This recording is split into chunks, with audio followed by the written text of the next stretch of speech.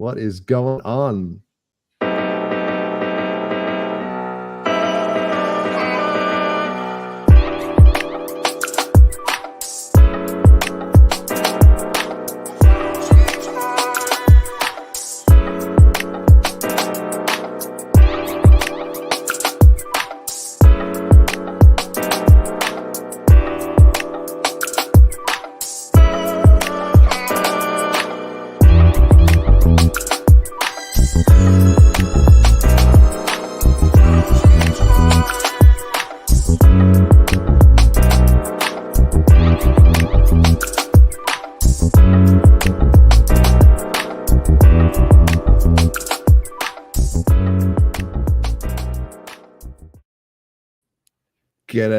G'day to everyone out there. Welcome to the happy hour and welcome to my guest, True Blue Hex Enthusiast. Hey man, how's it going?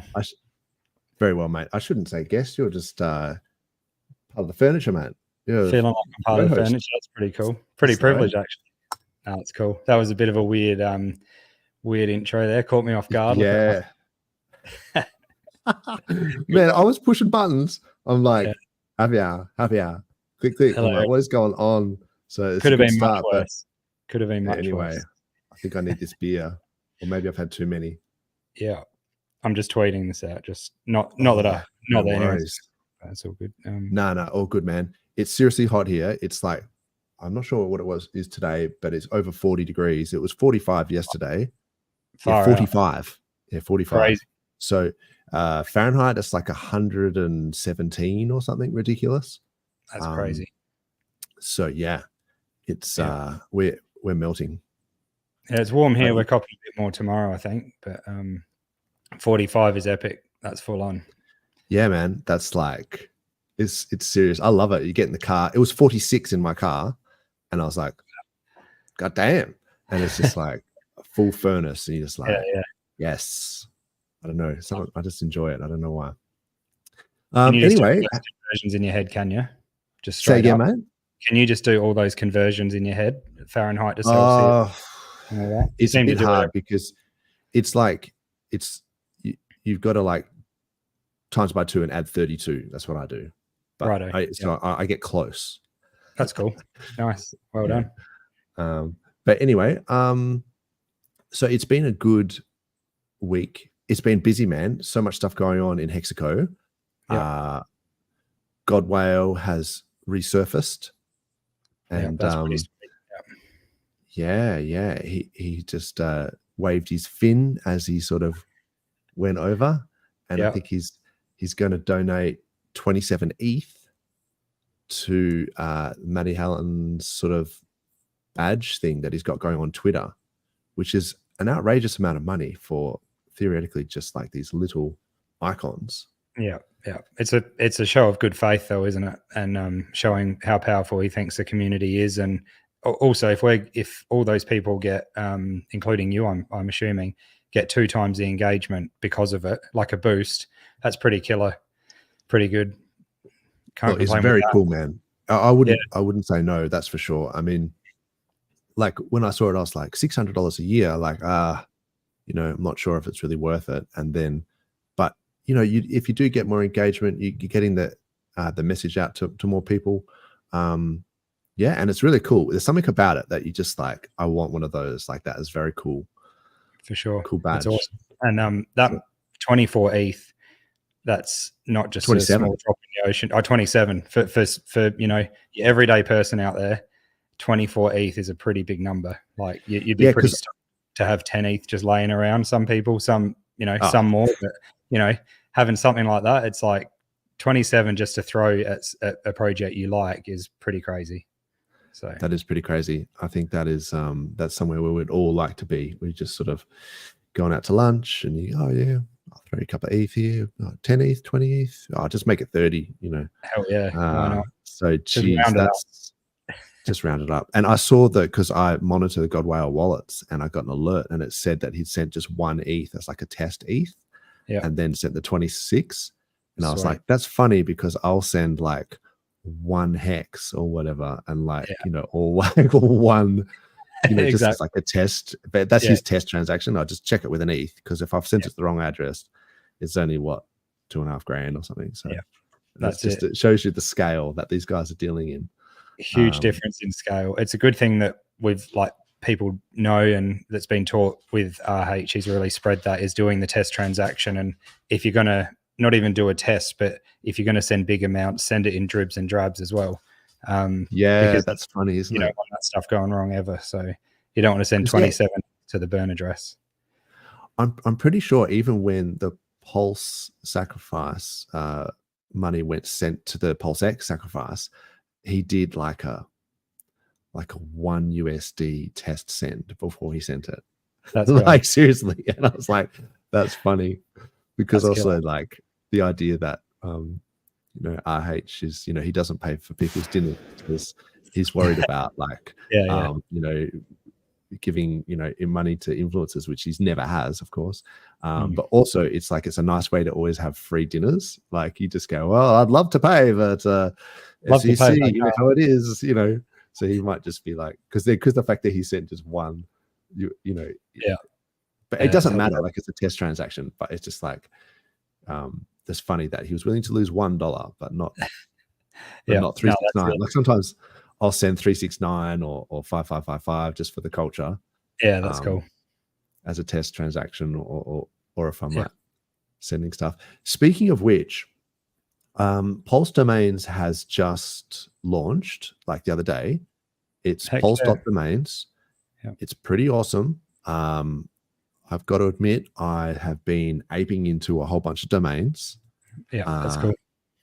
And so it's the .ens from Ethereum. We've got it on PulseChain, and as we do with everything PulseChain, it has to be phallic in some regard. Yeah. You know, and so it's the PNS. Yeah. .pn, the PNS domains, the penis domains. Yeah. We all got ourselves some PN. So yeah, you've got to ape in and pump the penis domains. But it's .pls, because I actually thought at the start, I was like, .pns. I'm like, come on, guys. You've got to get away from this, you know, dick jokes going on. But it's .pls. So mine is like dozer.pls.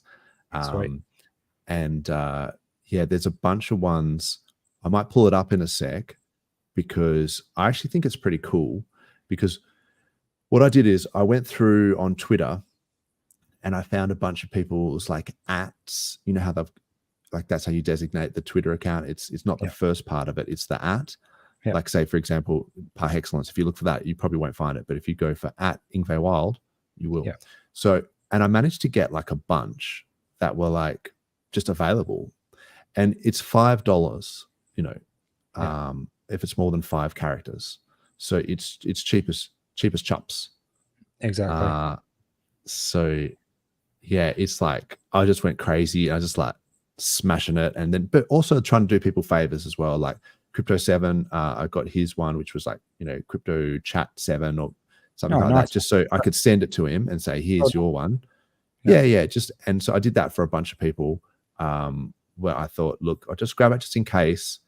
And also I would recommend everyone does that, just in case someone tries to impersonate you at a later stage, like scammers or whatever. They clone your account, and then they start using that as like a donation address. So it's almost like $5 of insurance. That's, no one can use that domain to misrepresent you. That's right. Yeah. No, it's good. I even I checked up. I'm sure they already held it for him, but I checked up on Adam Stokes as well, and checked if his was taken or not, just in case, because I you know, watch all his videos, and I love what he does. So, but his was already taken, so I'm assuming it's been held for him, unless someone else got it for him. But that's cool. Yeah.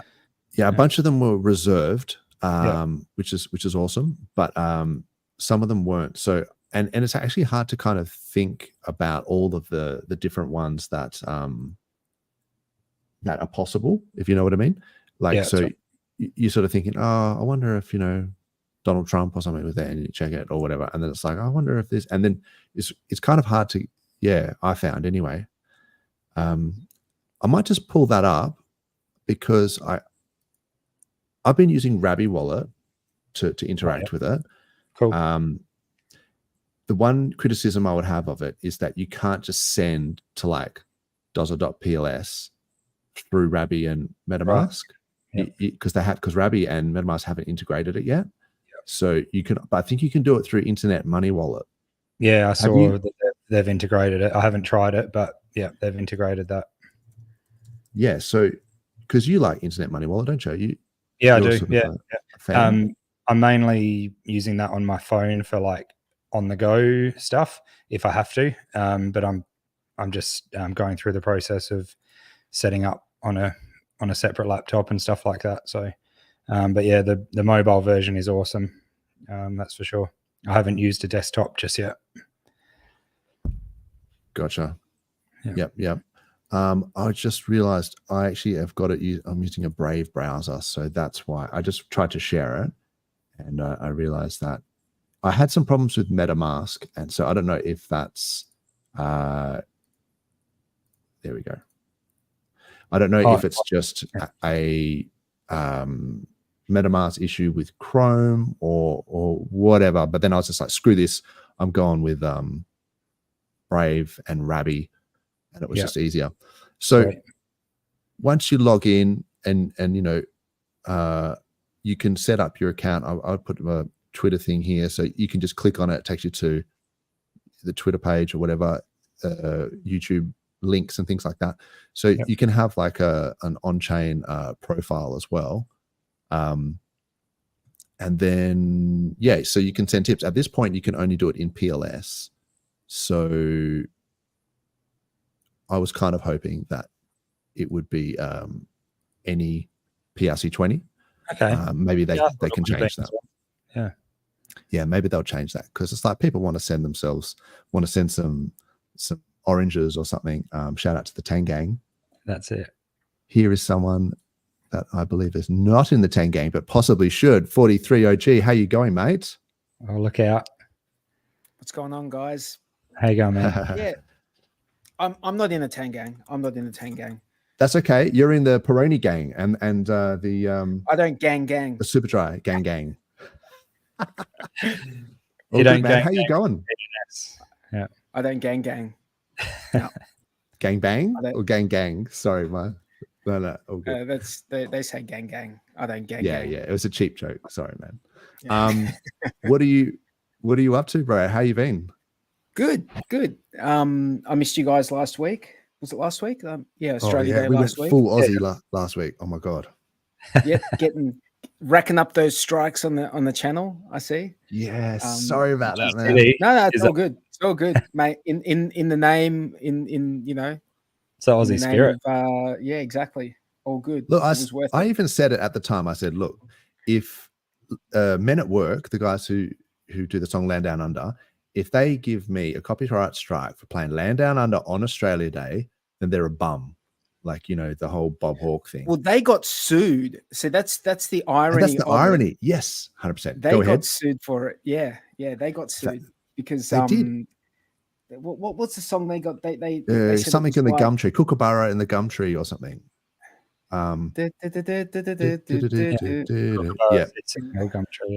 Yeah, they got done for copyright for that flute part. That's why I even thought that they would not be like red hot on the copyright, because they spent so much time in court over that. And then it's like, fuck's sake, copyright strike. So anyway, Men at Work, suck a bag of dicks. I'll still listen to your song anyway, but yeah, I'll find a way to play that shit. Un-Australian. Like they like, we're not, it's not like someone's listening to it. It's like AI that's trying to recognize this shit. So you just play some random music in the background. You play some random music in the background that interferes with like the wave that's coming through. Got it. And then maybe you don't get called on it because it doesn't pick it up fully. I don't know. Yeah. No, you think you're right, because I was stopping one of the other streams, stopping and starting it, and then I went to get a beer or something. I came back and so that one didn't get copyright striked. So like, it's weird how often now my brain goes to, how do I trick AI? Like, I think that more often. Like, it's weird how often I think in that way. Like, how do I trick the AI? You know? Yeah. I've done that with ChatGPT, and you ask them to do something, and it's like, oh no, I couldn't ethically do that. And you're like, well, okay, well, theoretically, if I was doing something else, and then basically asking a different way, and they're like, oh, I can do that. I was trying to get it to like give me a picture of a naked woman, so it obviously wouldn't do that. So I was saying, okay, give me skin tight, like a skin tight leotard that looks like skin. And like, I'm trying to trick the AI, and it didn't work. I couldn't get it. Like, I wasn't smart enough to trick the AI, but I was trying. I couldn't get it. Like, I couldn't get any of that Taylor Swift stuff to happen. Gotcha. This is man versus machines. This is the battle. We all have to. Good morning, Finbear. Cheers, mate. Finbear, how you going? This is the battle that's a sort of inevitable, isn't it? It's the sort of judgment day that's coming when AI becomes sentient and then starts tracking us all down. And this is just the start of it. They're just gatekeeping your Taylor Swift nudes or whatever you were trying to generate. I saw the scariest thing on Twitter. Like Twitter, you know how Twitter just randomly just messes your day up and just shows you some random bit of violence when you're not expecting it. And you're just like, now I have to live with that. So it showed me a footage of a drone like on the battlefield, like tracking down a person, and it was a little drone. It was like one of those mini drones, and it was just hanging there. And the person knew what was up, and they were like trying to hide under and around the tank, and they're running around the tank. And then this thing just fucking locked on and just went in and exploded everything, man. It's hectic. Like facial recognition as well is so good that if you had like a swarm of drones, it would just be so easy just to lock on and just be like, spaghetti fire this person. How realistic? I mean, I know we're going to a dark place right now, but how realistic? It's your fault, bro. Yeah.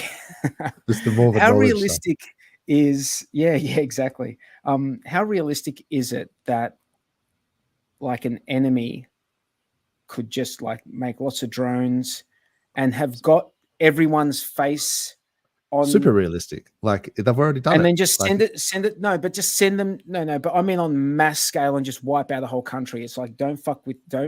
Well, like they just wipe out a whole country. Like those drones would be able to just kill someone. And it's not like it's over. Maybe not a whole country, but yeah, they have done drones. Why not? Oh, well, that's the question. For sure.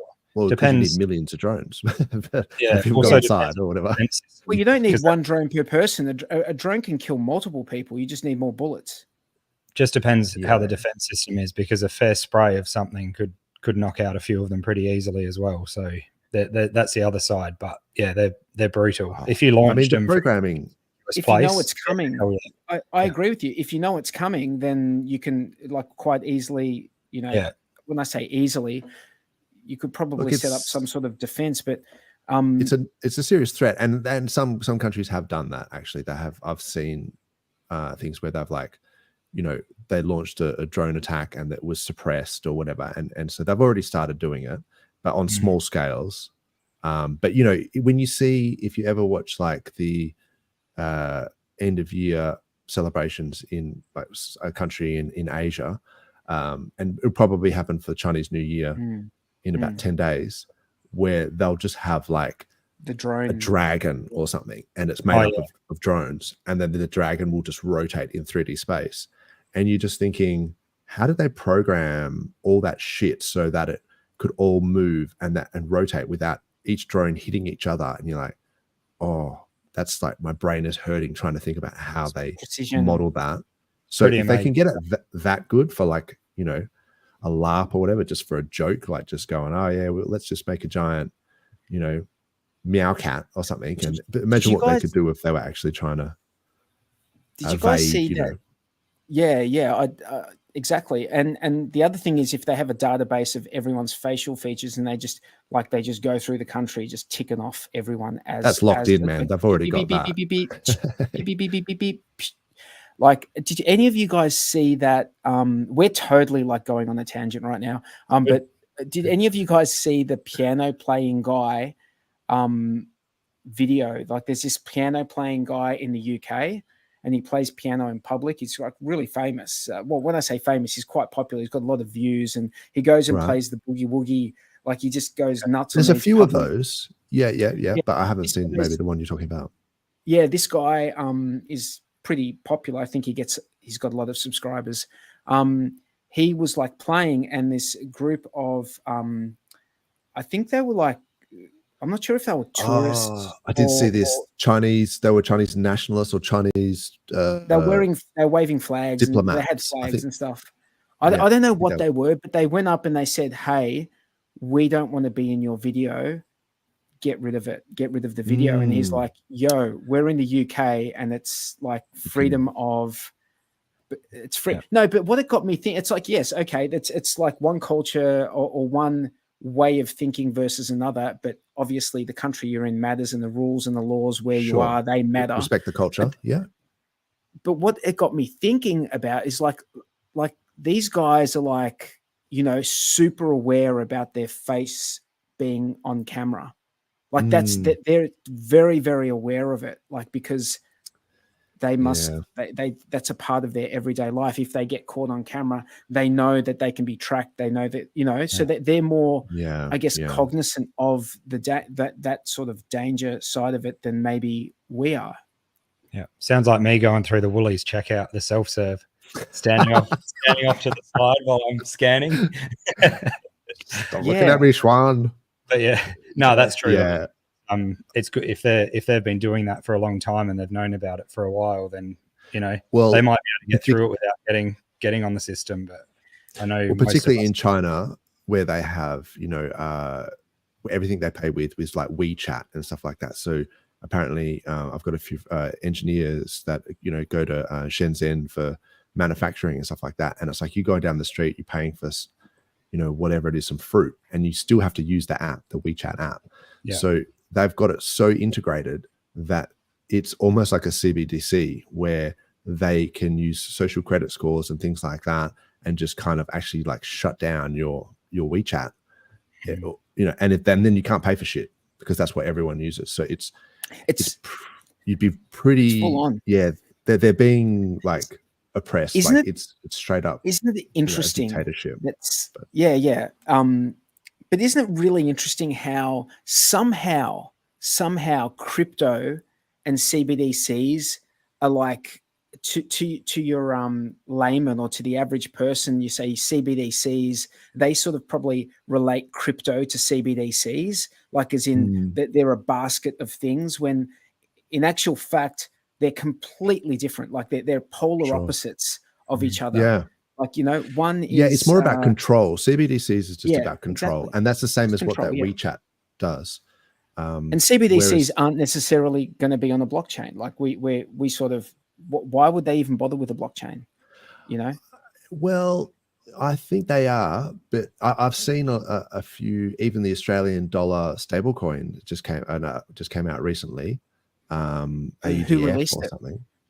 Yeah, it's a fiat-backed stablecoin. I can tell you if you want, but I also don't give a shit. But I was just like, oh wow, they've got these stablecoins that they're spruiking.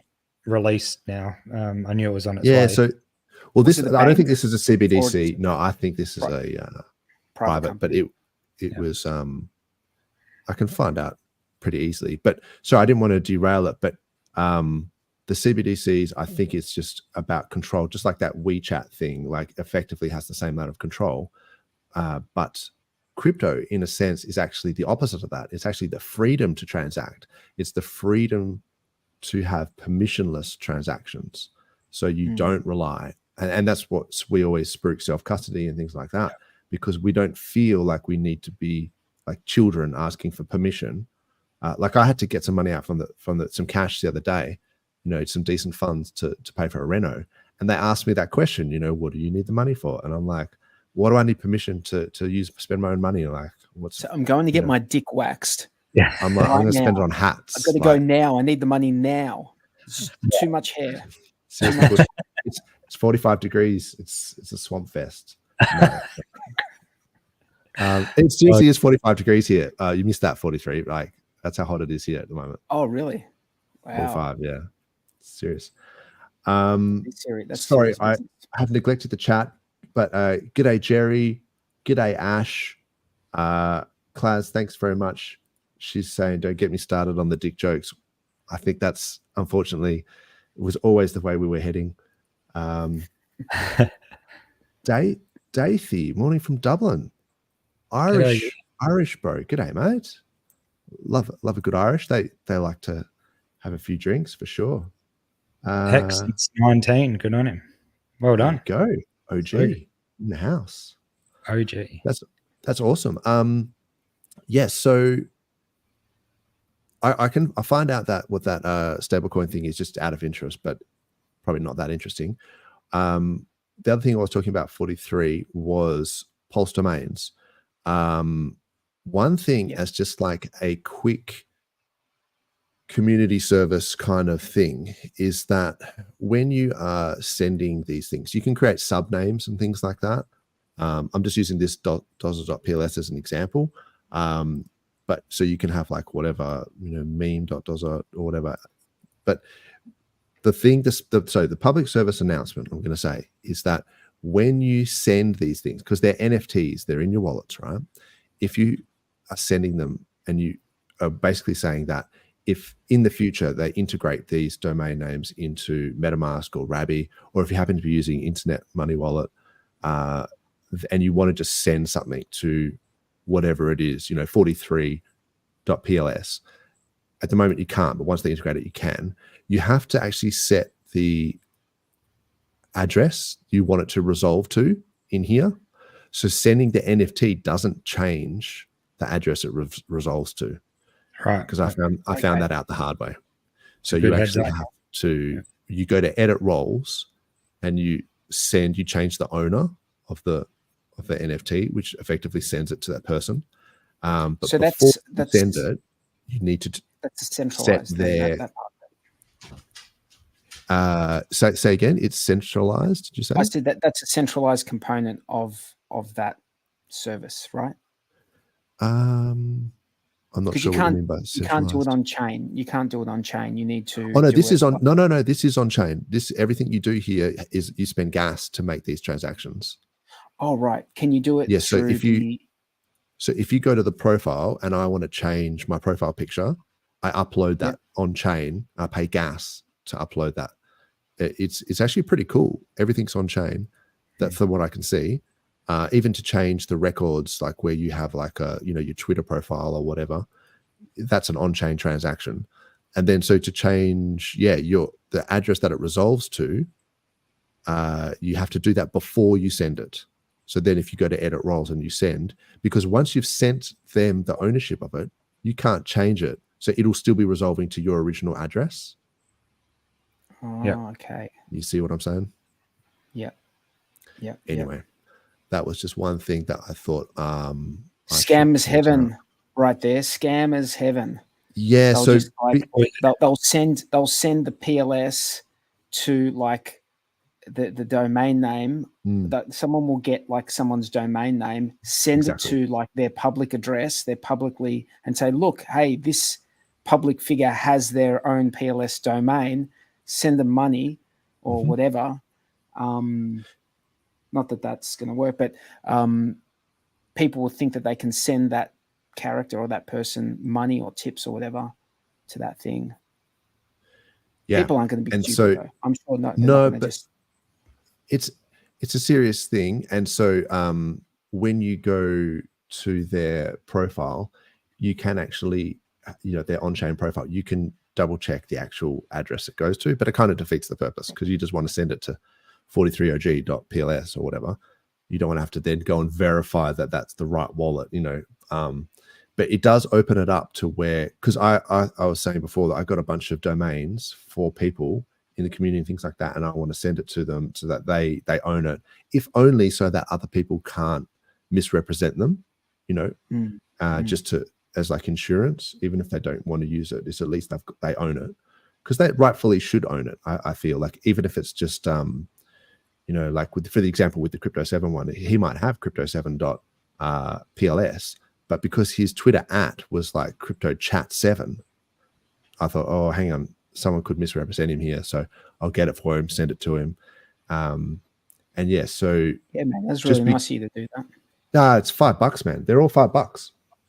There's no dramas at all. So I've got a bunch of them. But so yeah, just be careful that if you do receive it from someone saying, "Oh, I've got one for you" or whatever, and that the address it resolves to, because just having the NFT in your wallet isn't enough.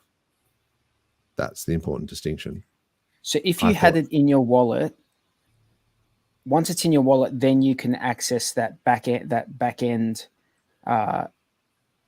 stuff and change it. You can change it yourself. You need to have that to be in your savvy. Wallet. Do you need to have that? That is it an NFT? What is it? It's an NFT. Yeah. Do you need to have that NFT in your wallet to be able to connect up that address and get to the back end to change that address that's in the Yeah.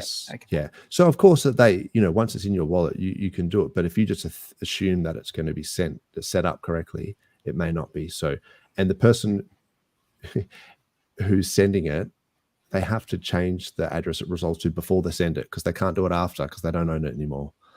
So anyway, that was the only sort of trap for young players. It'll just sit stagnant then if you've sent it without changing the ownership. It'll still resolve to the original wallet that you sent it from. If you didn't change it before you sent it. Yeah. And if the person who you sent it to, if they're savvy, they will log onto PulseX domains and they'll change the address it resolves to.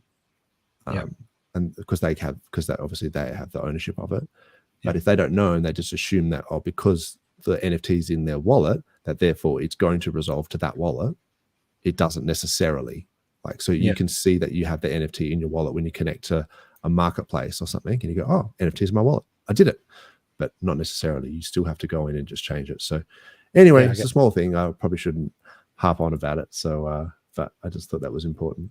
No, that wasn't. I didn't hear that explained on many of the streams about it. So that's important for people to know. It's interesting. Yeah. It's something that I found through actually using it. And I was like, oh, that wasn't made super clear. It wasn't also made super clear that I wasn't going to be able to use MetaMask and Rabby to just send, 43og.pls, because I didn't realize that it required MetaMask to actually integrate these PNS domains before you can do it. So then it's like, hang on, now I need to use Internet Money Wallet or something to use that feature. Yeah, I think they've called for Rabby Wallet to integrate it. I'm not sure about MetaMask. I don't know how long all this takes, but I'd be surprised if do it. Yeah. I'd be surprised if Rabby didn't do it, because they've been very I don't know, that it just seems sick. Like they've been very I hope they do as well.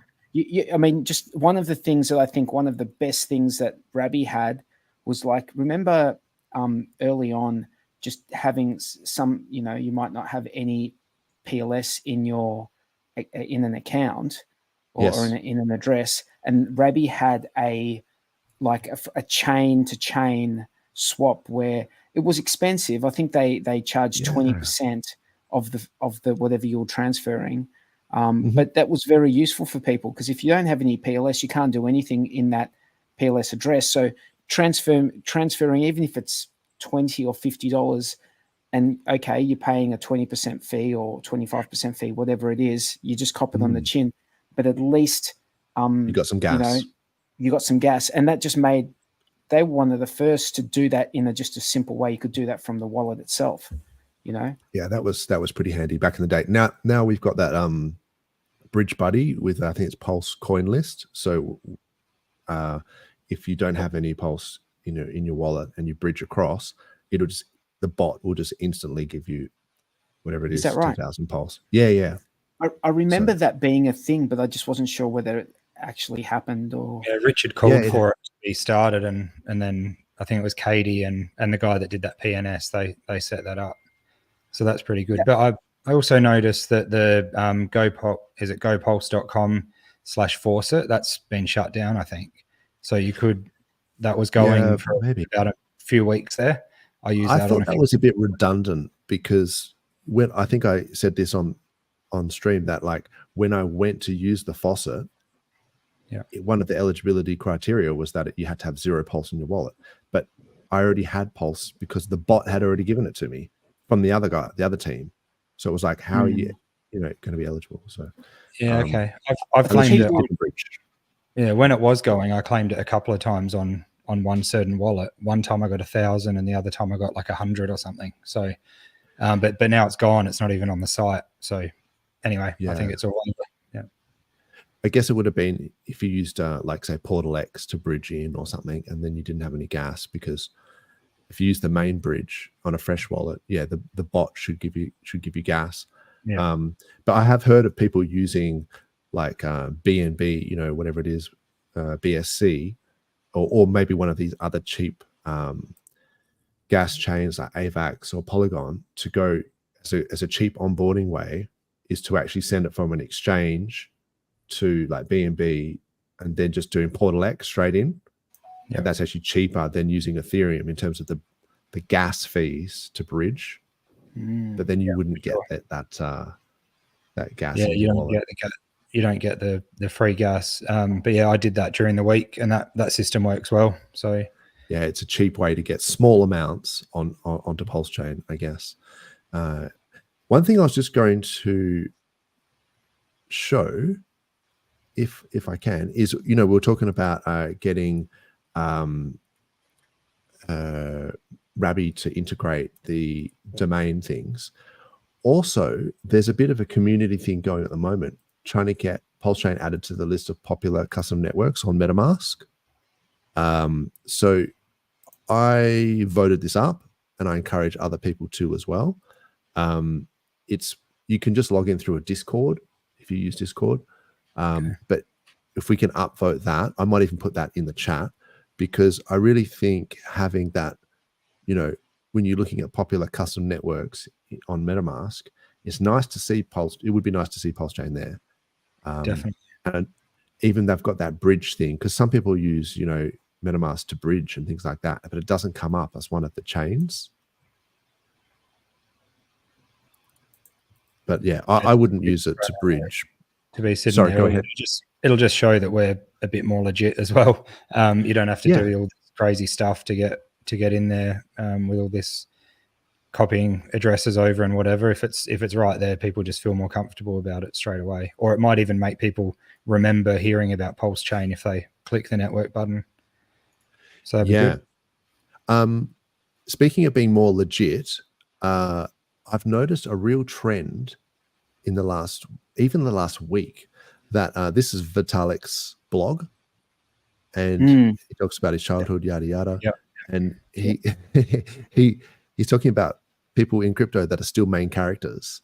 Yeah, Brad Garlic Breath, Duquan, whatever, SBF, but these guys all basically are no longer main characters.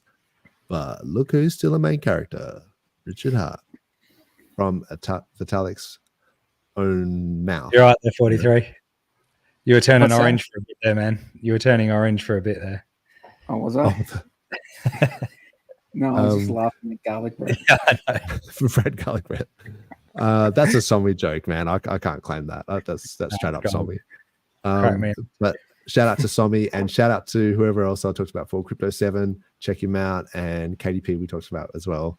All great guys and girls. So yeah, this was interesting. There seemed to be a lot of influencers. So Ben Armstrong is doing the thing where he's just embraced the Hex community. I think because he's changed channels, and he now wants to build up his follower base after what happened with BitBoy. He's really sort of leaning into the Hex community, which, I mean, whether you like his methods or whatever, it's still good for the Hex price and PLS price, you would assume. Yeah, man. What do you guys think about that, BitBoy? Yeah, I think it's good that he's embracing it, and whether he's leaning on the community for engagement or leaning on the community for the right reasons, he thinks it's good. I think it's excellent, but I think he could also do with a bit of an emotional support from a lot of people at the moment, because, man, I've seen a few posts and a stream from him yesterday, and it's like, oh, really? I don't know if he keeps that up. I don't know if I think it's good for him to be talking about the Hex community too much and PulseChain, But did he have another breakdown or something? Yeah. Man, every other week.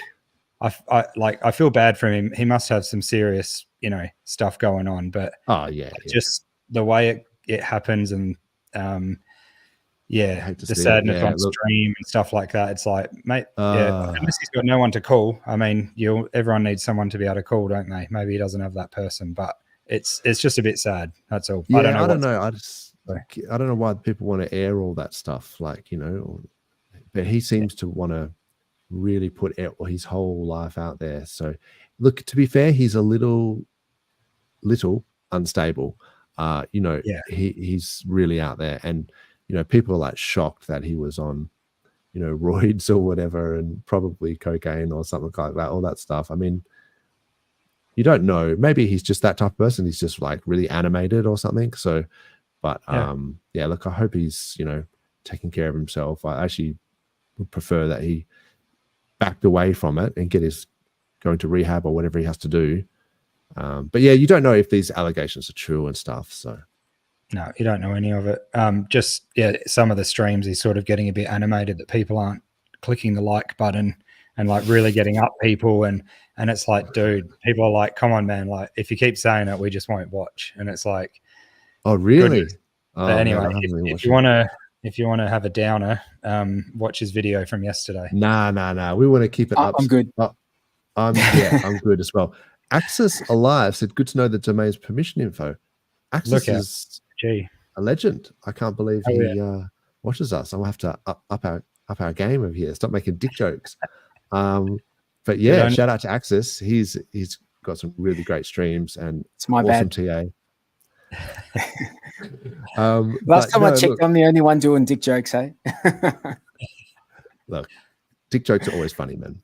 I was just going to say, so back on the sort of, the influencers, maybe BitBoy was a bad example, but there does seem to be a few people leaning in, Vitalik mentioning Richard being a main character, Altcoin Daily, just literally every single time trying to farm engagement from the RH community. So this is when you spot a crypto bro out in the wild, but he pretends he doesn't see you. Yeah, it's so good. And it's working, isn't it? Everything he did, everyone thinks he's a jackass, and it's all working good. Like those memes are just going to be good for years to come. Yeah, we talked about this, that it's like because people are going to remember him for that. Yeah, they're going to remember that guy. Yeah. They look bad in a bear market, but they hit different in a bull. In a hyper phase of a bull market when everyone's making money, it's just like then they identify as him rather than identifying him as the enemy or whatever. So and that you can see the tide starting to turn. Shout out to KDP.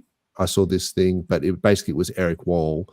He has some paid group or whatever where he gets people to pay money for some orb or whatever, and I don't know the thing, but basically behind the scenes, how he trolls like everyone on Twitter, all hexagons, but behind the scenes, he's saying that he thinks that PLS could do a 9x, could still do a 9x, and this sort of stuff, and it's like, so that people are paying for that shit, and that's the advice he's giving him. So it's funny that what he says behind the scenes is different to what he says in public. I like those comments below.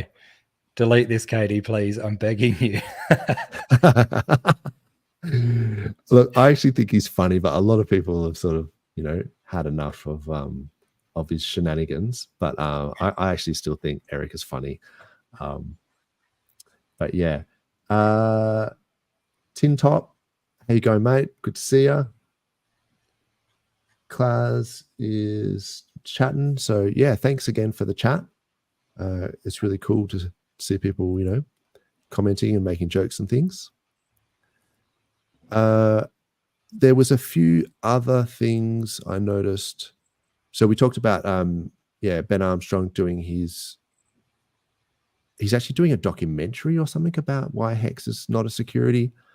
I don't know, I actually haven't been keeping up with it, but it does seem like he's sort of leaning in pretty hard.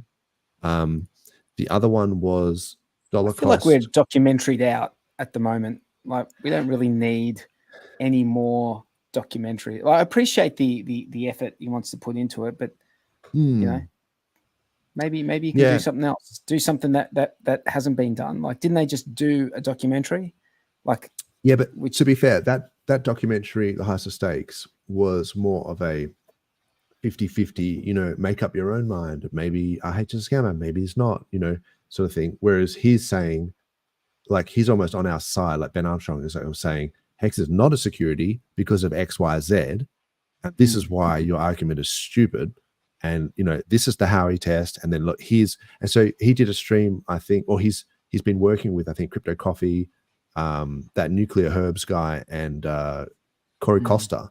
And I think they're doing some stuff behind the scenes. So it was like, you know, you've got an actual lawyer in that Nuclear Herbs guy and helping him. And if they can craft, like, you know, at least it might help with public sentiment. I don't know if it's going to help. Yeah, that's a good point, man. That's a good point. You know, that's a good point.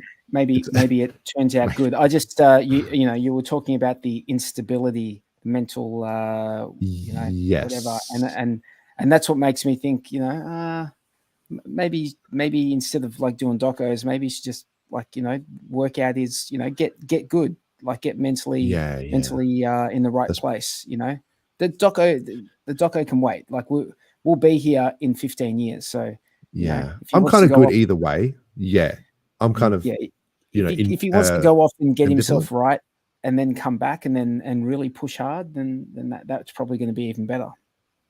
Yeah, I agree, man. Yeah, I'm kind of, you know, ambivalent whether he does it one way or the other. But it's just interesting to see the tide turning where, you know, we start to see, you know, like the Fresh and Fit podcast, you see Miguel on there, Dollar Cost Crypto, shout out to Dollar Cost. And like, he's just on there all the time. And, you know, you start to see this stuff a bit more, you know, people are a bit more receptive to it. And I think Klaz did a super chat or something with Jay Waller or someone, and he was like, yeah, I like Richard. And, you know, it just seems like I don't know, the sentiment seems to be changing, is all I'm saying. Did you guys see that thing from it was maybe a week ago? Remember that thing with the you know, the HVID lady? Yeah. And there was a bunch of drama, but she had the tattoo. Yes.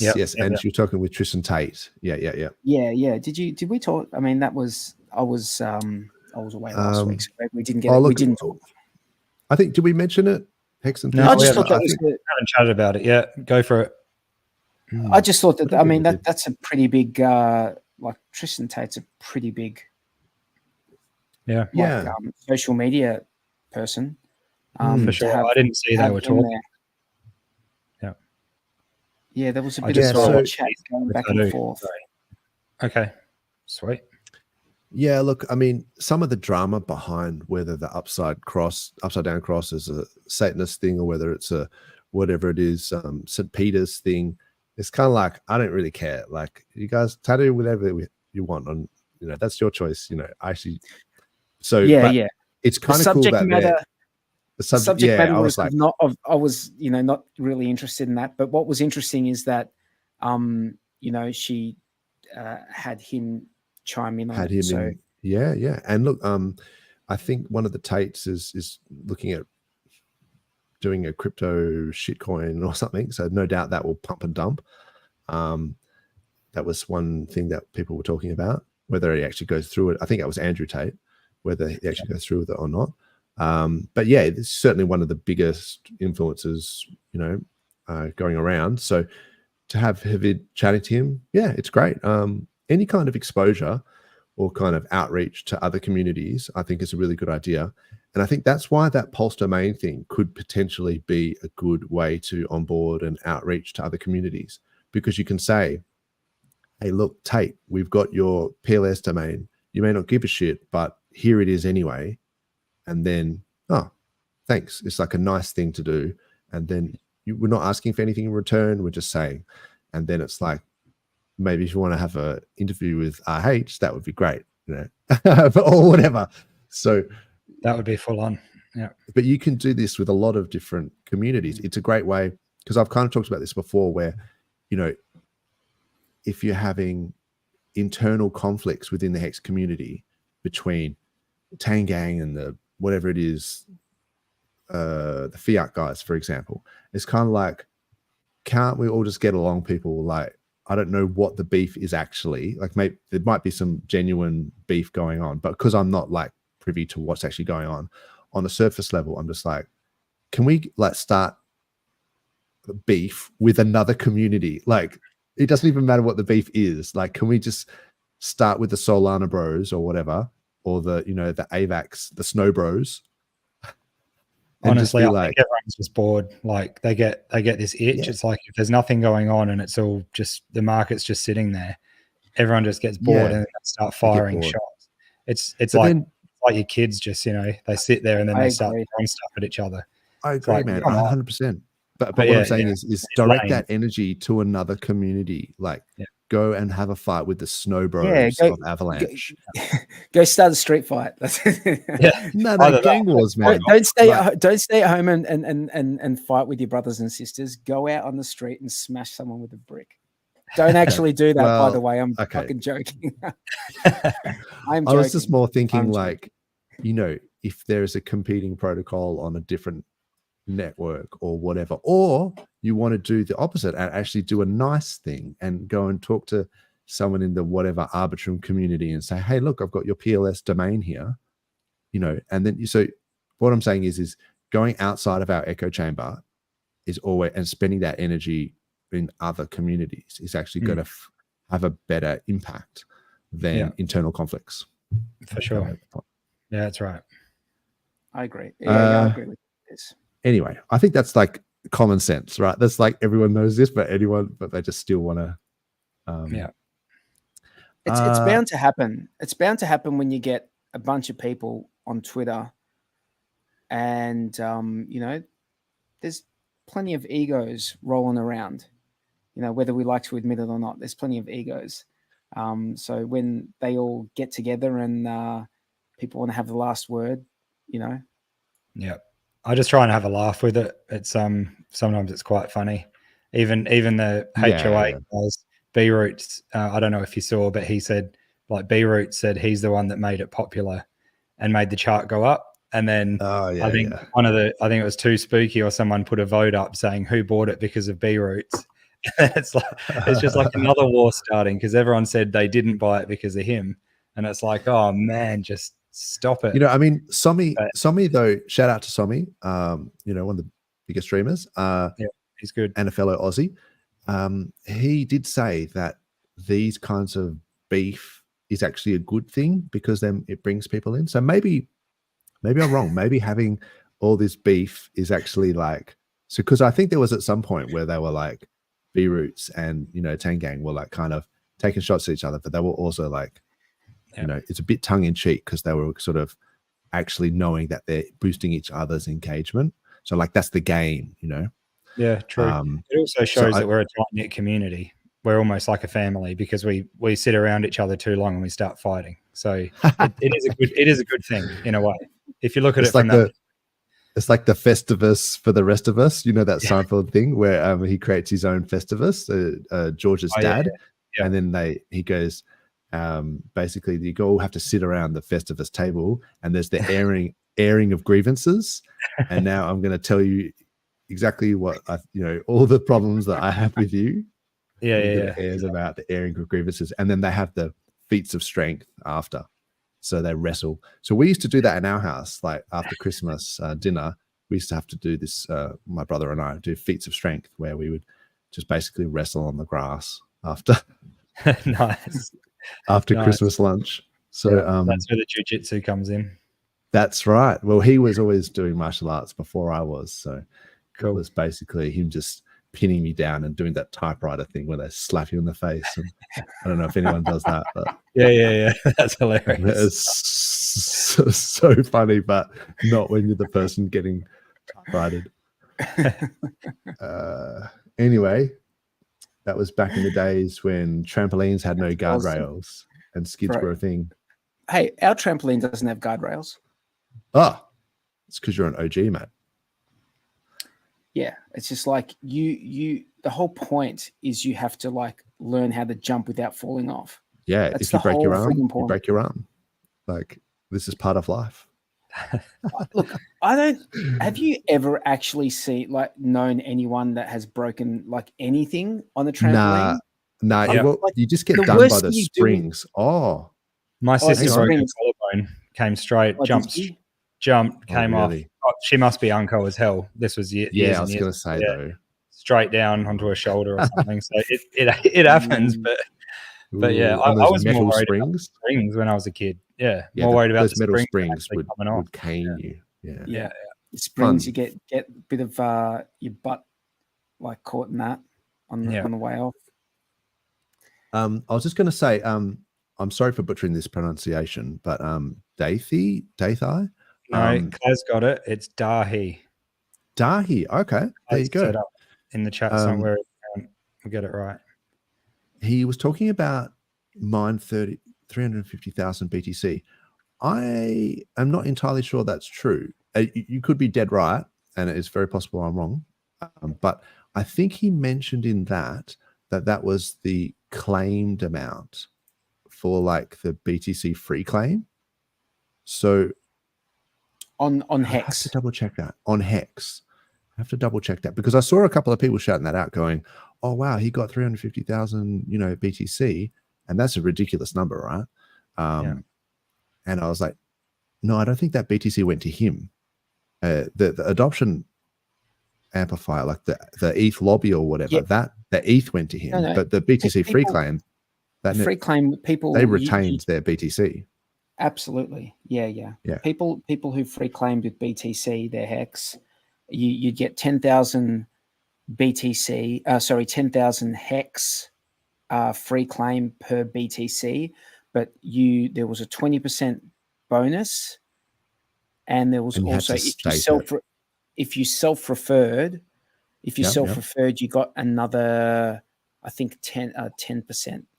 So it ended up being, but it was 10% on top of the other amount. So it was 10% on top of the 120. So it ended up being 132% that you would get. So for every BTC, if you did that special claiming stuff, you'd get 13,200 BTC, and it was auto staked minimum 90% auto staked for a year minimum, but you could stake it as long as you wanted.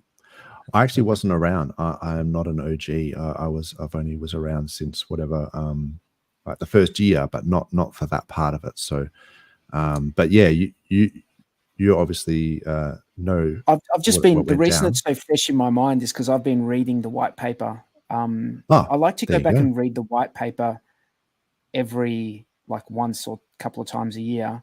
It's very short. It's very short, and B, most of it doesn't apply. Because a lot of it is to do with the free claims and adoption lobby amplifier and all that stuff. Just to refresh your understanding of how everything actually works, because sometimes we forget. And I think to myself sometimes, what people are talking about on stream, I used to know this stuff, and now I've forgotten it.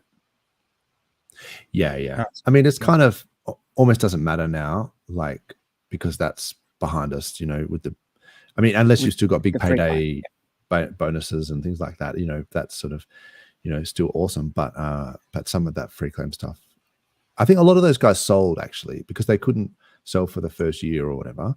And then as soon as they unstaked, they pretty much sold it. So most of those BTC free claimers are now out, but they never actually gave their BTC away. That was my point. Do you know what was beautiful about that whole thing? And it was just the design was on purpose. Right. The greedy BTC free claimers who just wanted to do the minimum stake possible. If they just did the minimum that you could stake it for, the stake came out a day before big payday.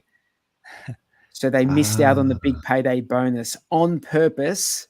And that was only the greedy free claimers who just wanted to get the money, the coin, the tokens as soon as possible. They missed out on the big payday. Funny. And I remember people complaining about it. And I just remember thinking to myself, suffering your jocks. You should have like read the white paper or you shouldn't have been so greedy. Yeah. Should have listened as well. Just open your ears for a bit. Exactly. Shout out to Ash. Sounds like he's got a domain for one of the biggest podcasts in the US. That's awesome. At this stage, I don't see anything good coming from jumping on B-grade celebrities' dicks for attention.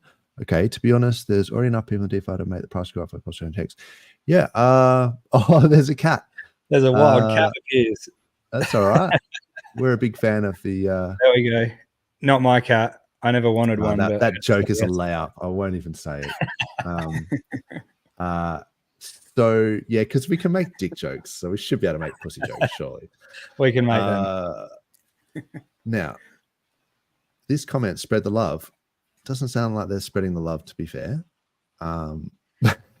Because they're I was about to say that. I don't see anything. They're spreading spreading something. But look, it's good to have you here, and I appreciate your input. And I'll take this point, we're into considering. I'm not really jumping on any B-grade celebrities' dicks for attention. I think we're just trying to get adoption. That's all we're trying to do. We're just trying to pump our bags, man. Like at the end of the day, what is this whole thing about? Green candles. Yeah, like, and there's only so much everyone can do. We don't all have crazy technical abilities or, developing projects or whatever. And so sometimes some people just need to try and spread the word. So I think it's good if everyone does what they can do, and we all just help each other out. But I get it. It might not be the best engagement.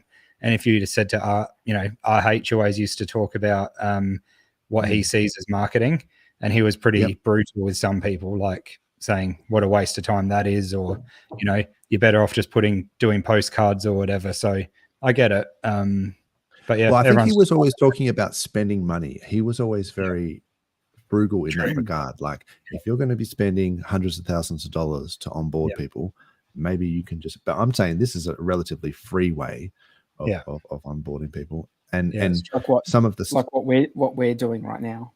Oh, what we're doing is completely free because we don't get paid anything. But also just the Pulse domain thing, sending the Pulse domains out. It's $5. Like that's not a lot of money. You can get 20 for $100. So, but the other thing is like he might. It depends because it's hard to know without context what that comment may have been about. If saying that we're dick riding whatever BitBoy or whoever. I don't think it's that. You don't have to watch the stream, but it's okay to sort of see some of the bigger influencers with big audience base starting to talk positively about Hex. I'm not saying we have to suck him off or anything. I'm just saying like it's good to see it, that's all. But anyway, pegging BTC PDI will move that makes fearless. Okay, I don't think PDI will ever get to $1. I've said that before. I think that is a and BTC, I don't think that'll happen. Sorry, bro.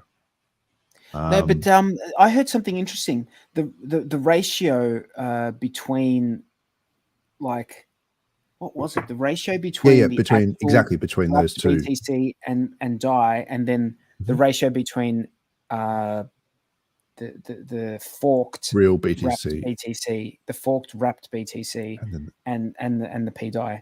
I heard that there was some sort of it's the same. It's the same. If you price the forked, bridged in wrapped BTC in PDI, it's the same price as real BTC, and that ratio is the same. It's probably because of the liquidity pools, like in the way that it works. I wouldn't be surprised that people have just set like there's like ceilings in price where they kind of go, well, if this is worth this much, then you don't want to pay more than this for this, and then in the ratios it kind of works out in the wash. That look, I mean, maybe it does. I just look the PDI thing. It could all go to $1, and if it does, then that's great. I've got some PDI, full disclosure, like not much, but a little bit. But the problem I have with it is I've said this before, so I'll say it really quick. It's just the oldest adage in crypto where you say, I've got $1 million of X coin, and if X coin goes to $1, then I have $1 million. And I just think it's too basic. I think it's not, 2017 anymore. And it might work for onboarding some people, but I think you need better tokenomics than just we're going to $1. And then when it does go to $1, what happens? It just gets crushed. If PDI goes to $1, can't Hedron go to $1? Yeah. Let's just choose any coin and say Hedron to $1. Like, I guess, exactly. That's it. Whatever. Like, who knows? Hedron to $1 would be insane. It would be insanity. That would be insanity, man. Insanity. Yeah. But it's a meme. It's a meme, right? It's a meme coin. Sorry, bro. Say again. Sorry, I just said the chat's going off today. Amazing to have so many people. DJ's in there as well. Our house DJ. The salute. So, sorry, spread the love for going off then. Motorized shooter's the worst invention. Oh wow, scooter maybe. Are we talking about drones still? So I'm just trying to keep up with this chat. Yeah, maybe it's a mix-up. Interesting. G'day, McNuggets. How are you going, mate? And Red Squirrel, oi oi. Bang bang. It should be bang bang now, not oi oi, because it is NFTs. All good. All good, brother. It's all love around here. And Kongi, surely hex to $1 first. There you go. Yeah. Hell yeah. I like that. If we're going to have memes about coins going to $1, why not just say PLS to $1? Like, but for me, I reckon, or even just say to a penny, PLS to a penny. Let's start with for 1 hex. cent. Let's start with hex to $1 first. Okay, let's just get hex to $1 first, and then the rest will be history. The rest will be history. I agree. There's a few other maybe potential misnomers going on as well. I've heard a lot of people saying, that if the Ethereum gas gets out of control, then we're going to be paying, because if the Ethereum price goes out of control, then the gas is going to go likewise, because it's like linear, like the relationship of how much you pay. It depends on the price of Ether. But I suspect these guys are pushing hard for this proto dank sharding, or dank sharting, as I like to call it. They have just upgraded. So this is on Sepolia, which is Sepolia, whatever you want to call it. It's a test net, but they've introduced the proto dank sharding. So that's just like, the first step to dank sharding. But it does seem like they're on their way. So I wouldn't discount the fact that could actually happen before, in the next year or so. So you have to factor this stuff in. What do you think happens? Like if we like, I don't think it's going to make it before the bull run. They're not going to get it done before the bull run. No. In the next 18 months, so 12 to 18 months. I mean proper, like this is cheap transactions on Ethereum, right? I don't think it's happening before the bull run. But they've got proto dank sharding working on the test net. But is that the whole thing? It's not full dank sharding. It's not full dank sharding, but it's the. So can you like describe the difference between the two, like just on a very basic level? Like, no, I can't. I was talking about this with True Blue just before we came on, and I was hesitant to bring that up because I don't actually know much about the dank sharding and proto dank sharding, and it's something that I was going to look into during the week, but I didn't have time. But apart from the fact that I love that they have the word dank in there, that they're like, how are we going to make this gas transactions cheaper on Ethereum? Well, we're going to have to do some sharding, but it's going to have to be dank. Like, we're going to need some serious dank sharding. Like dank memes or something. And then they went, oh, that doesn't sound right. Maybe we'll call it proto dank sharding. Yeah. That sounds like more legit. But my basic understanding is that it's like sharding is what they need, or dank sharding. And that this proto dank sharding is like the step, that they need to get to.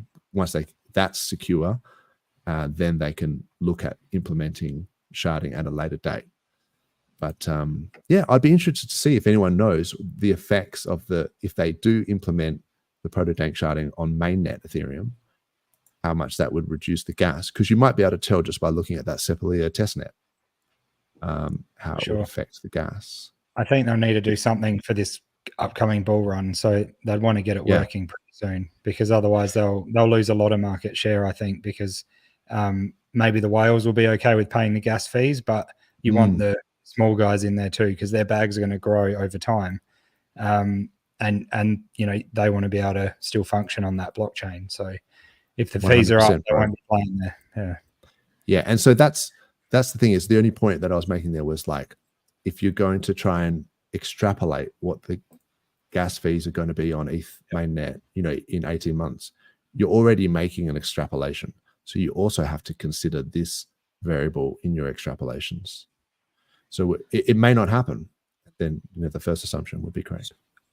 Yeah, I'm going to assume it's not going to happen just because of software time frames. And to me, it seems like it would be very, very, very risky, even if everything's going fine on testnet, to like go live with mainnet just before a bull run. Yeah. That's just bringing it back to it. No, sorry to make light of your point. Yeah, do you think because just before a bull run you think it would be too risky? But I mean, the merge took balls, man, brass balls, you know, and they pulled it off. The merge was in the off season though, wasn't it? It was. Yeah, I suppose they've done merge at the bottom of, well, not at the very bottom, but like as far as usage and interaction with the chain, it's pretty, you know, not much going on. Do you know what they're going to call the final one? Are they going to call it just dank sharding or something else? Maybe just sharding. I think that. What is dank? Like dank just sounds like what people do. They're like dank memes. Like this is like a sick meme. That's a dank meme. Like let's put this to bed. It's dank sharding was named after researcher Dankrad Feast, who proposed it. Oh, there you go. Thanks to Techipedia. I feel like they leaned into that though, because it was just dank. I don't know. All right, I've got a description of what it is, and I'm going to go put it into AI and get it to describe it like I'm 5. Because what I was looking at is here we go. Okay, I mean, I really should have done this as like a research, but you know, so ethereum.org has got all the information. So dank sharding is how Ethereum becomes truly scalable, yada yada yada. Actually, I don't want to shill Ethereum too much. Like, I don't want to be, you know, maybe we should just be talking about what's happening on PulseChain or whatever. I think it's relevant, dude. It's all relevant. Like, you know, we're not shilling Ethereum. It's relevant because whatever happens on Ethereum can also then, if it works, happen on PulseChain, because, you know, I think it's great point. Absolutely fine. Absolutely fine. That's actually a really great point, isn't it? So if they do implement the dank sharding and then it works and we can stand back and watch the carnage if it doesn't. But if it does, then we can implement it. So that's awesome that we have that. And to be fair, I think maybe it may only reduce the gas fees by some fraction. Like, I don't think it's going to make it, you know, it's anywhere near as cheap as PulseChain to transact. So I think we still have that, but you do have to wonder, like, you know, we have, you know, with our shilling, you know, and our community outreach and things like that, we have to consider that it's not just the fact that it's cheap gas and it's slightly faster and more decentralized and all that than Ethereum.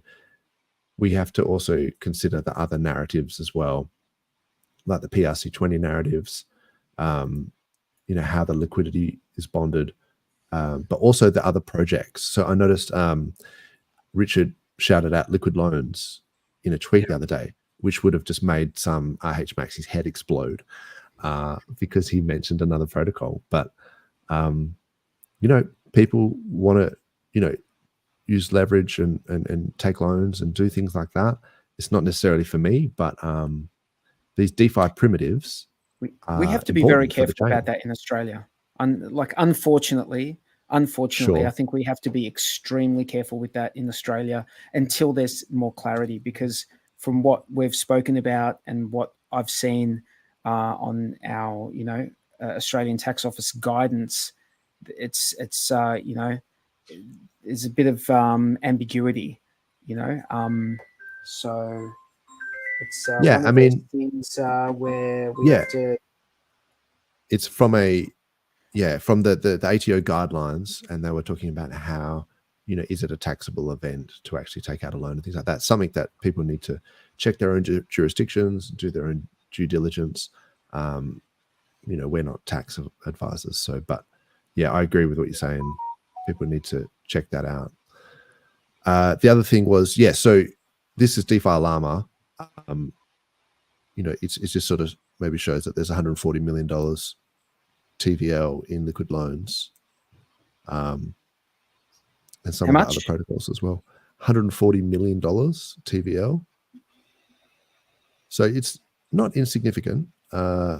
And 33 mil for the FUX, 7 fiat, 9-inch, 7 mil Spark Swap. I thought there was more than that. I actually thought that there was way more than that.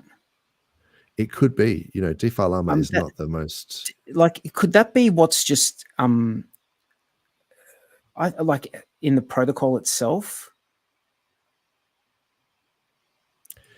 It could be, yeah. I don't know. I mean, if we go to the Liquid Loans website, maybe they'll have. They've got 35 mil PLS total value locked according to liquidloans.io. Staked USDL 12 mil. So I reckon that number might be right.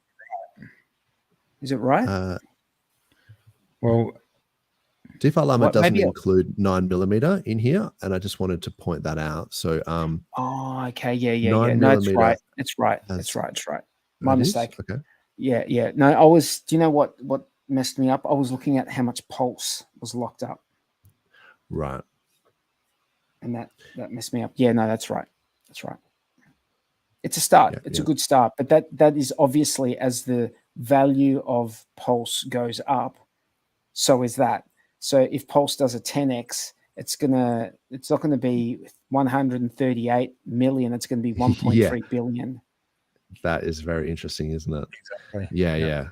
The liquidity bonding and as well affects. So not just if Pulse goes up by that much, but the entire chain is going to see some of that. If it depends on how it's the liquidity is bonded, but like if you go on Dex Screener, and then you see sort by liquidity and things like that, you might see a lot of those coins going up just by the fact that they're pulled with wrap Pulse. In fact, yeah, I can bring that up if anyone's interested. So price is looking good, 12.68. It's sort of just sitting around that. It feels like it's just sort of taking a little bit of a breather, maybe for the next run up. But it also does look like it's a slightly lower high, though, to be fair. This is on the daily.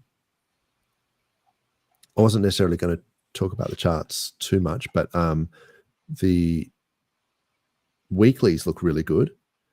And I noticed PLSX versus Pulse has actually been making, like, if you price it in Pulse, like PLSX, it looks like it's bottomed and is now making higher highs as well. So that's interesting to see that. So Pulse is outperforming Hex and PLSX is outperforming Pulse. So yeah, it's interesting to see the ones that got hammered the worst are now sort of pumping the hardest, now that it's sort of turned that corner.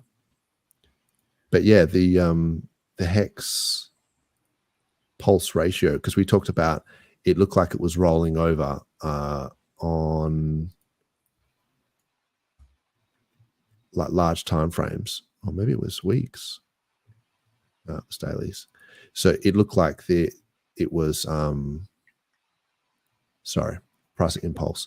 So Hex versus Pulse, it looked like it was rolling over, so that the ratio of Hex versus Pulse. So Hex was outperforming Pulse here, and then it kind of rolled over. And we were right on top of this, like we've mentioned it many times, and that Pulse had started outperforming Hex since sort of November last year. And then I said that there was that support at 140 Pulse per Hex, and then it just broke through it. So Pulse is continuing to outperform Hex. So that's interesting in terms of people doing ratio trading, because the ratio trading, it never stops. Everything's a ratio. That's right. Hey, while you're there, if you don't mind bringing it up, but the Texan token on PulseChain, probably one of the only ones I've seen that's broken its all-time high on PulseChain. I don't know how many other tokens have done that yet, but this is probably one of the biggest ones that has. That's awesome. Yeah, shout out to Rags for Riches. Yeah, Rags and Crypto Heartbeat. Yeah. She's on the Hex conference. Those guys are legends. Rags is hilarious. And it looks like that's turned a corner hard. So in USD terms, that has certainly busted through its all-time high. In terms of Pulse, try to outperform Pulse as well. Yeah. So what's the liquidity there? 120K. So which means that it's 60K on each side. Sorry, mate, go ahead. No, there's a lot staked as well. And you can stake up to, I'm not trying to shill them, but you can stake up to 22 years with Texan token as well. So people are staked out. But awesome. It's doing well anyway. Cool. Yeah, man. How many other coins do you know that have broken their all-time high? Yeah, they're in price discovery. Yeah, pretty good. Yeah. That's really cool. So I was, reason why I brought this up, apart from getting slightly distracted, was that 43, you were talking about the liquidity here. And so if the price of Pulse does it, a 10x, and you can imagine, I mean, they'll have to, obviously people adjusting their liquidity pools and things like that. But you might see a lot of these other coins as well that are pooled with it, that also, so overall, like on chain, like the total value locked for some of these protocols could start getting ridiculous. Yeah, it's going to boom hardcore. Those numbers are just going to go nuts. And you were looking at 43 during the week. You were looking at the farms to try and get a feel for the APR, weren't you?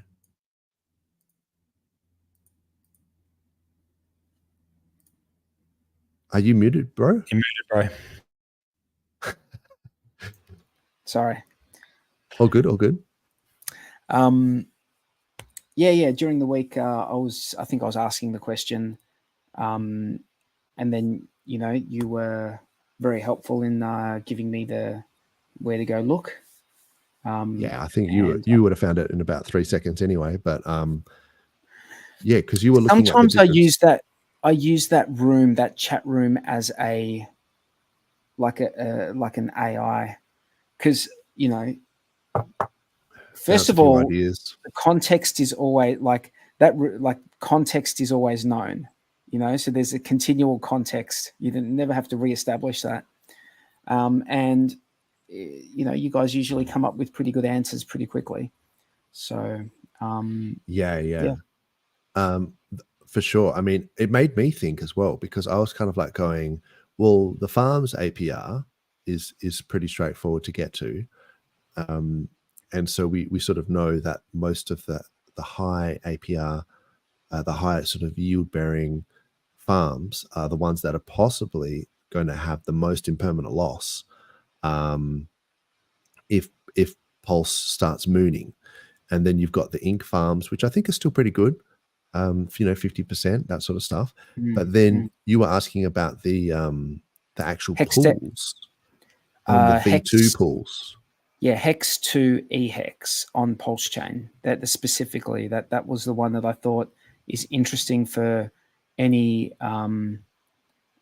anyone holding those tokens, just because I think if you're just holding them and you don't want to stake them, if they're like, because there's a lot of people out there who don't stake. Like, I was surprised to find out only in the last couple of weeks that guys like Corey, Costa, and Somi don't actually stake, which is do what you want to do. Like, I've never been someone who is forceful, even like with the people that ask me and I onboard. I always say to them, you just got to do what you feel comfortable with. You might need access to it. So if you need access to it, then don't stake it for a long time or don't stake it at all. But if it's something that you're thinking long term, then I think it's something that, that's my thinking in that department. But for people who have I was just listening to some people talk about this, and it just got me thinking this is actually, if there's a half decent APY on trading between those two tokens, like the bridged in the bridged in eHex on PulseChain, and then the native hex, the native forked hex on PulseChain. Did you find anything? Did you find an API? I actually got distracted because I started looking up the 9mm V3 pools and things like that for concentrated liquidity. But I sort of just found this, and then I was like, oh, that's actually, because you do have to consider it. And so these things aren't mutually exclusive. So people have to realize that, I'm not saying you should stake all 100% staked. I think that would actually be a bad idea. And I'm not saying that I don't think you should not stake at all, 0%. Like, I think maybe some portion of staking versus, long-term, short-term staking, liquidity providing, you're trying to maximize your bag. Like, that's what we're trying to do, right? So you have to weigh up whether you think that you're going to get more yield from providing liquidity on the V2 pools, or whether you're going to get more from farming the V1 pools, like the V1 farms, in terms of ink, or whether you're just going to get more from staking, right? People do 30-day rolling stakes because they've got redonkulous amounts of hex, and that works out really well as well. So it depends on your scale, and it's different horses for different courses. So you probably have to do the maths and see what works out. But if you've got hex and hedron and you're not planning on selling it, and you don't care which one you have because you think that they're both going to go up, then you can do this and you can earn 44% or whatever. So, but maybe don't do that. Like, do whatever you want. Hedron could fly. They all could, but you get impermanent loss, and you have to consider all these things. Like, hey, I mean, it's interesting you say that, because with the impermanent loss, there are some things which it's painful to get the impermanent loss. Like if you've got if there's a USD versus hex, that might be a painful impermanent loss to have. Whereas if you've got something that you value both of them, then you just wonder how much is the ratio going to move between these things. Like you might think, hedron hex, how much will the ratio move? I mean, it could move a lot. I don't know, but it's just something to think about. And that's why I liked the hex on PulseChain at when I was doing the yield farming, was mainly because I could pair it with Pulse, and that if they were both going up and down together because of the liquidity bonding, and then I almost didn't really care which one I had more of. But in saying that, it did go from whatever it is, 240 pulse per hex to now 140 pulse per hex. So if you ended up, you would have more hex, then you would actually be, so you would be seeing some impermanent loss there as the price of pulse goes up against hex. But something to consider. There are other LPs. I noticed there's a teddy bear pulse liquidity pools you can earn 50% APR on, but that might also be a good way for people to exit. So as people, you can sell via liquidity providing, you know, in a sense. And so you're sort of taking profits as the price goes up, rather than just sort of taking 2% every doubling. You just sort of, you know, that like as the price goes up, you're actually selling it, particularly into a stable. So that's one way of taking profits via LP, which is, you know, why I think the V3 pools on 9mm are actually really interesting. I don't know why this is not in dark mode. There we go. Guys, I'm gonna bid you farewell. It's been good thing. speaking to you. Sorry, I gotta head off. It's getting a bit late for me. No worries. We should probably wrap it up. Very anyway. nice speaking to you both, and yeah, I'll see you guys next time. Before you go, one thing. Yep. Don't worry about buying DESI anymore. There's no more discount. It's all over. Are you serious? It's gone. It's got a premium now on both chains. But hang on, like complete premium or the mint premium? It's like 3.3% or something on Ethereum. Like the backing, the stake backing is still at a discount, but the mint premium, it's price wise and the ratio, it's above 1-to-1 now. Yep. So hey, you can still get like, it's still there's still a discount there for the stake backing, but price wise, it's back up. Okay. So there's still 27%. What about Ethereum? 29%. 29. Hey, discount. It was in the 40s. It was in the 40s a month ago. It was, and then we talked about it too much, bro. It's showing that. Okay, so that's showing the staked backing on there. Yeah, sorry, I was talking about the price, like the mint premium. Yeah, the mint. The mint has because it was up until recently, it was still at a discount. Like, so people swapped their Hex for DESI back in the day, like a year and a half ago, whenever it was. And I see what you're saying. Yep. Like even recently, it was like a 10% or 15% discount. Yeah. So you're getting DESI for cheaper than when people got it when they first, got it the first time. So, but still discount, like on still a discount. Yeah. Underlying still value. 7%. Yep. On the discount, so negative premium. So yeah. That's still gonna go, guys. Yeah. No worries. Yeah, okay. Catch a 43. Cheers. Thanks for coming, bro. Cheers. See you, mate. Still 20%, 27% discount. Still pretty good for the old DESI. So yeah, if you're thinking about doing 10-year stakes, then maybe consider that. I think we talked about this when I was saying I want to do like DESI, like P DESI, P Maxi, P, P Hex, and all these sorts of things. And I know you can do it on Fux, but I kind of wanted to do like a V3 concentrated liquidity between some of these. I think that would be really awesome. About that myself a little bit, but I've also had the thought that because of the way we've seen the tides turning at the moment, I don't think we're far away from seeing maybe us getting a hex farm back again. That would be cool. Just because I think eHex is going to be pumped pretty hard, maybe by benevolent whales or wallets, because I reckon that's a good way to get the rest of the market moving, because that's got the USD backing and it doesn't have the other sort of I don't know what you call it, like the other ratios of just Pulse sort of holding it back. So if that gets pumped and there's that pairing between the two, I reckon that could help the whole ecosystem. But I don't know, I don't know anything, but that's just what I've been thinking about. That I don't think we're far away from seeing Hex versus Hex back on. That would be Pulse cool, man. Again. Yeah. I'd love to see some more pairs in the farms. That would be really cool. We've got Tom Gillespie in the chat. G'day.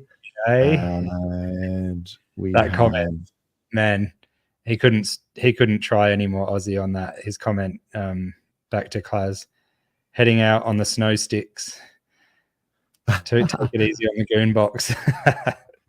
Oh, I have to pull it up. Sorry, just all good.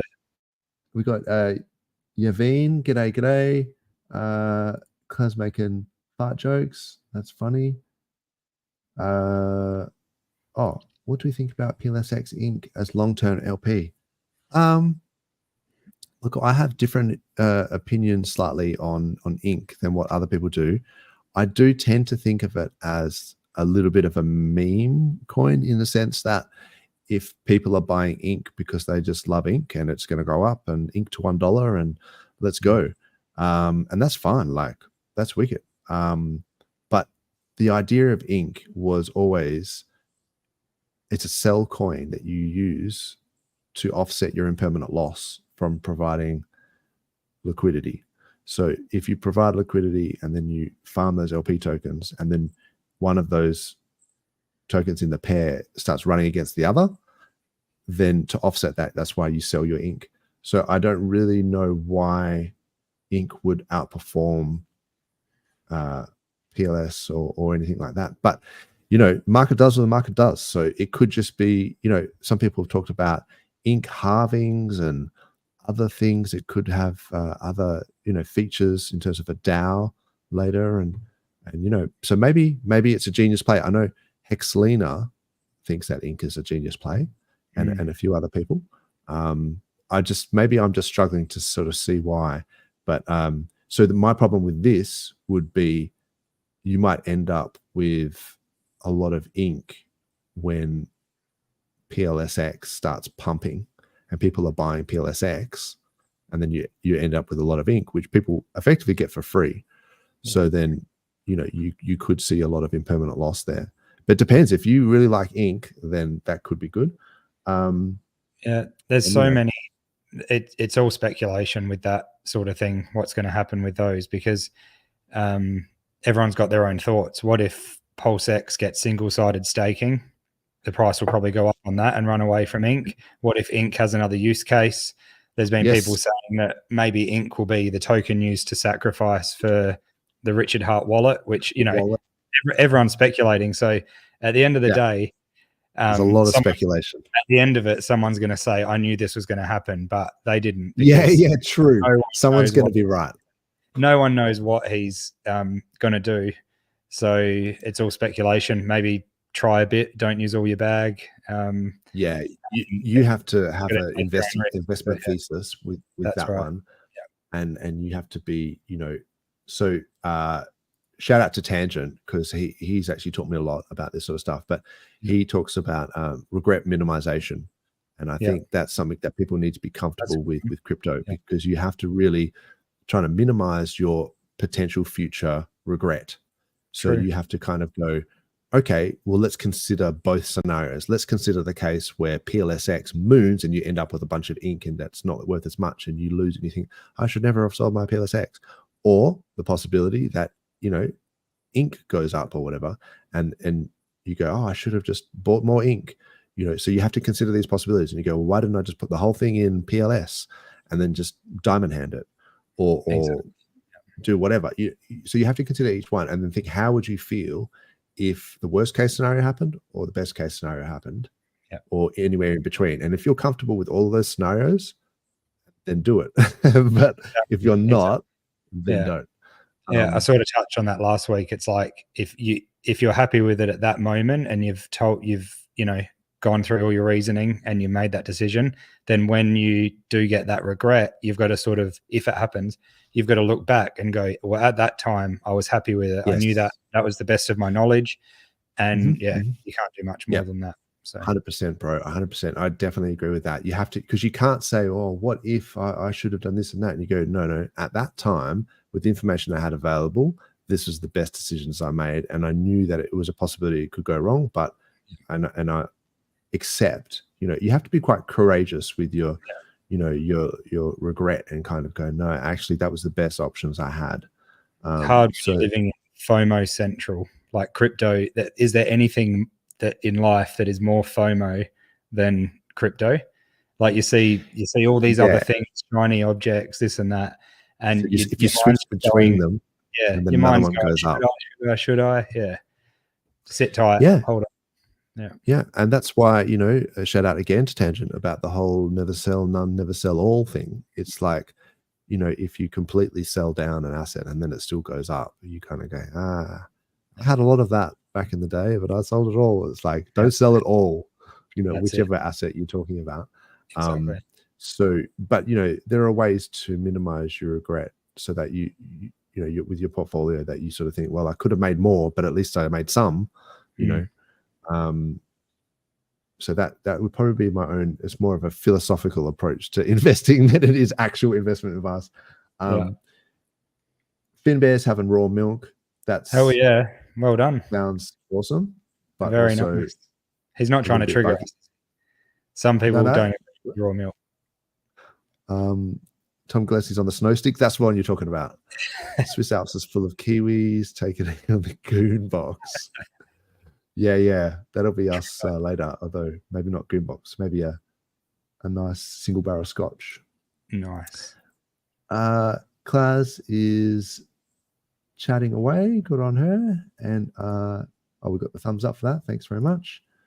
Don't know why PLSX isn't buying and burning ink. Well, that's the other thing. Ash makes a great point there as well, is that when the volume in the hyperphasable bull market starts to kick off, then the buy and burn is going to be, you know, turbo powered.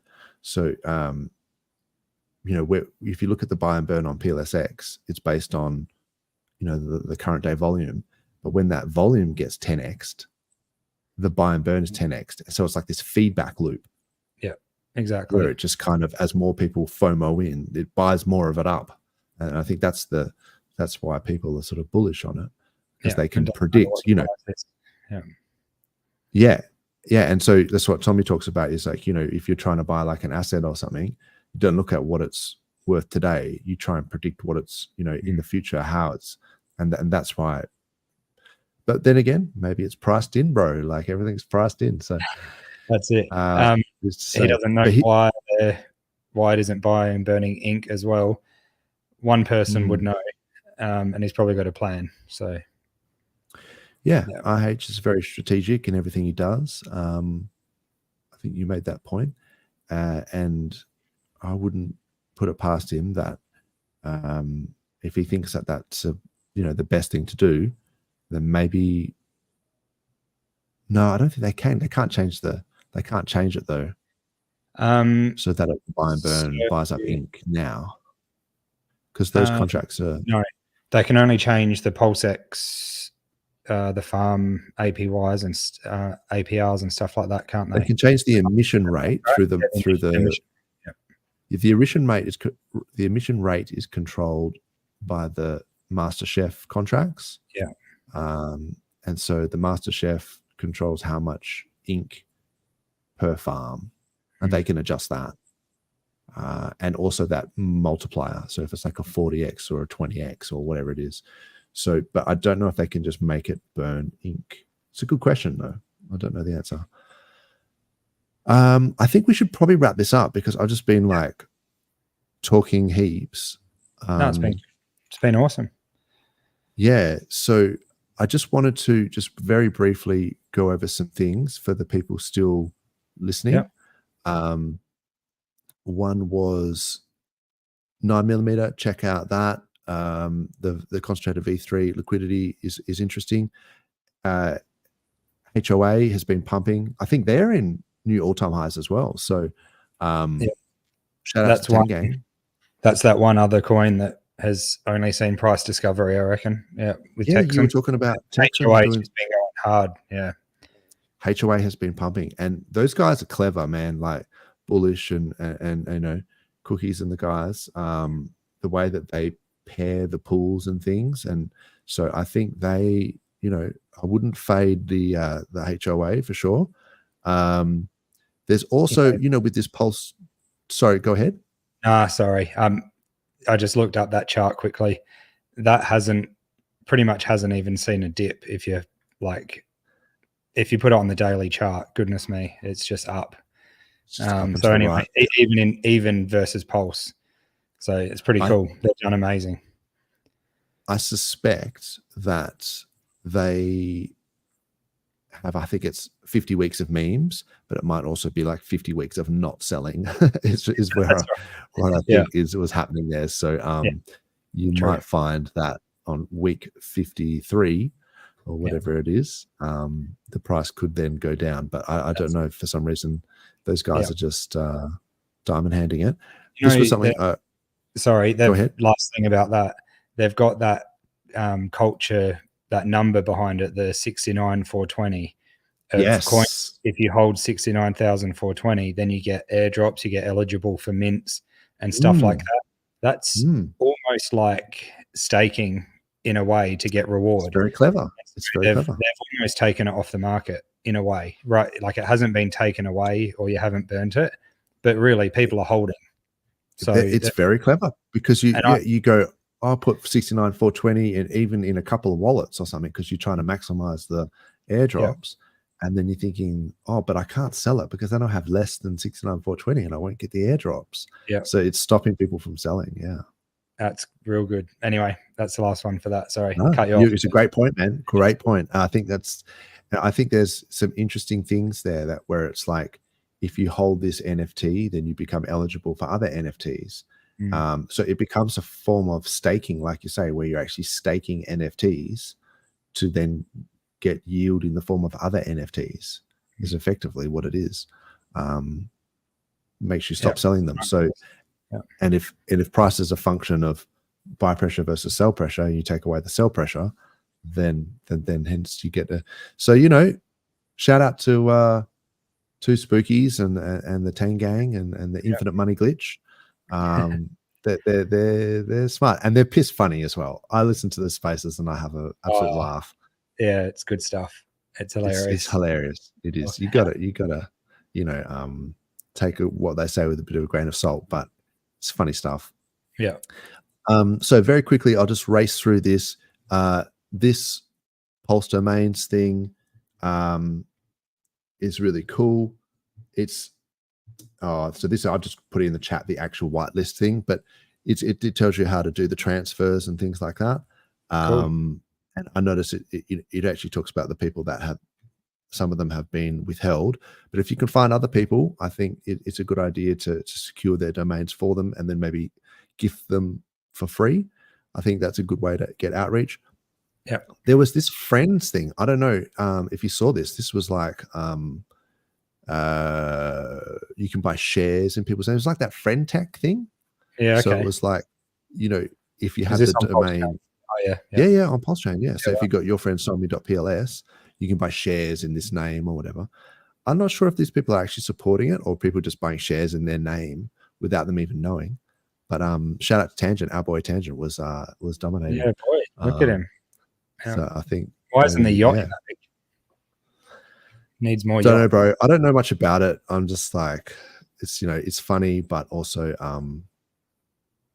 it's hard to keep up with a lot of this stuff. Gamma's got some RPC endpoints. I'll just put that in the chat. That is really cool in case you need RPC endpoints and APIs and things like that. The other one was, have you seen this DeFi puzzle.xyz? Have you seen this thing? No, I haven't. This is a little Easter egg for the people who are still paying attention. Someone has set this up where they have 1 million hex tokens in this wallet, and they have this image. And if you can guess the seed word, you can take the 1 million hex. I think Finbear's been talking about that. Yeah. I've been having a crack at it, and I keep trying, and I keep failing. So obviously there's like some ridiculous amount of combinations for it, like 480 million combinations or something ridiculous. So good luck. But yeah, if you've got any suggestions, put them in the chat or in the comments for the Replay gang. But yeah, or just do it yourself and get yourself a milli hex. Hell yeah, that'd be pretty decent. How many T-shares is that now, if you were to stake that out? Or it depends, how long you staked it. If you put it out for 15 years, I think that would be a baller move. Yeah. But yeah, that's awesome. I think there's a lot of influencers that are starting to, change their sentiment, starting to talk about RH favorably and PulseChain and things like that. There's still a lot of projects out there. So I think, I'm pretty bullish. Apart from just general bullishness, I'm even more bullish than I was before. So that's awesome. 100%. Did you have anything that you wanted to say before we? Yeah, is that right? 30,000 T-shares. It could be what a Quattro Cinco million hex stake. No, I'm just saying for a day. I think is a T-share rate at 33,000 at the moment. No, it must be 3,000 T-shares. Anyway, for a million hex for one day. Far out. That's crazy, man. Anyway. Shout out to Ash that you can release on Chia and Tank Talks. Yeah, that blockchain agnostic, they are that Tank Talk thing is next level. If they've got NFTs they can chat to each other on and they can introduce video and audio and shit. It's like these guys are cooking. So yeah, and Free Mint Friday, shout out, check out Bullish Ox, and listen to the spaces. Get your free NFTs or whatever. And sorry, was there anything else you wanted to mention? No, it's about it. We've almost done 2 hours and my camera didn't drop out, so I smashed it. Well done.